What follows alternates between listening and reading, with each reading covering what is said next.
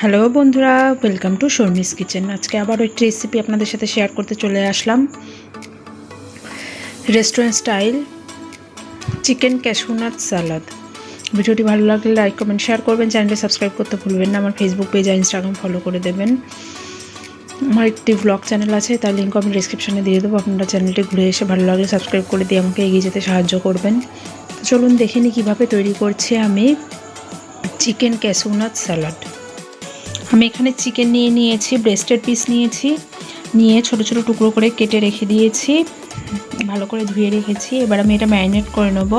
তার জন্য এখানে নিয়েছি গোলমরিচের গুঁড়ো, লবণ, শুকনো লঙ্কার গুঁড়ো, কাশ্মীরি লঙ্কার গুঁড়ো, আদা বাটা আর রসুন বাটা।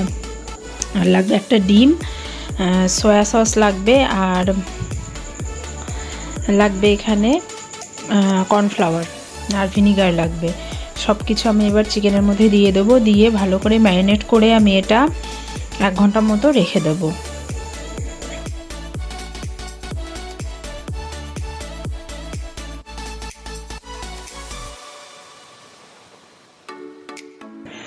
আমি এখানে চিকেনটা ভালো করে মাখিয়ে রেখে দিয়েছি, এবার এটা 1 ঘন্টা রেখে দেবো। আমার এখানে যা যা সবজি লাগছে, 3 রকমের ক্যাপসিকাম নিয়েছি আমি এখানে, গাজর কুচি, পেঁয়াজ কুচি, আদা রসুন লঙ্কা সব কুচি করে রেখেছি। আর আমি অলিভ অয়েল দিয়ে চিকেনটা এবার ভেজে নেবো, ঘন্টাখানিক আমার হয়ে গেছে। আর লাগছে কাজু বাদাম। এবার আমি প্যানের মধ্যে অলিভ অয়েল দিয়ে দিচ্ছি, আপনারা সাদা তেল দিয়ে দিতে পারেন, কোনো সমস্যা নেই। অলিভ অয়েল দিয়ে আমি এবার চিকেনগুলো ভেজে নেবো, একটা একটা করে ভালো করে দিয়ে দিতে হবে, দিয়ে তারপরে ভেজে নিতে হবে। এখানে কিন্তু সব একসাথে দিয়ে দিলে খেতে ভালো লাগবে না। তো আমি এবার চিকেনগুলো দিয়ে এক এক করে ভালো করে ভেজে তুলে নেব, লাল লাল করে 2 পিঠ ভেজে নেব। ভেজে নিয়ে আমি চিকেনটা তুলে নেব। এবার আমি কাজু বাদামটা ভেজে নেব, একটু লাল লাল করে ভেজে তুলে নেব।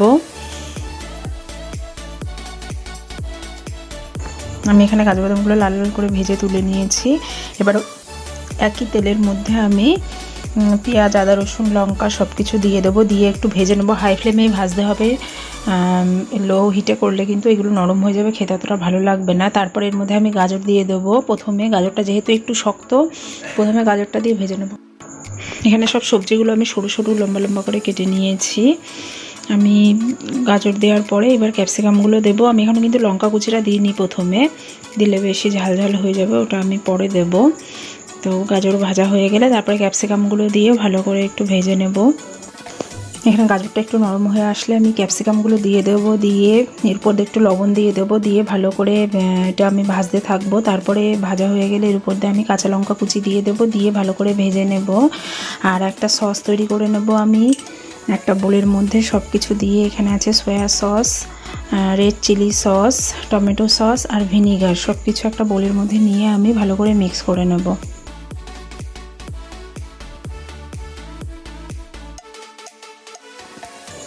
এখানে আমি সব কিছু দিয়ে ভালো করে মিক্স করে নিয়েছি।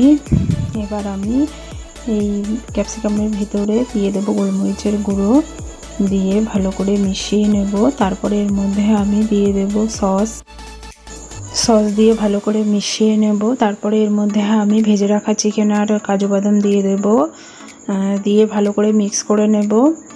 আপনাদের যদি আরও একটু সস মনে হয় লাগবে, আপনারা আর একটু সস দিতে পারেন। আমার কাছে ঠিক ছিল, তাই আমি আর দিইনি।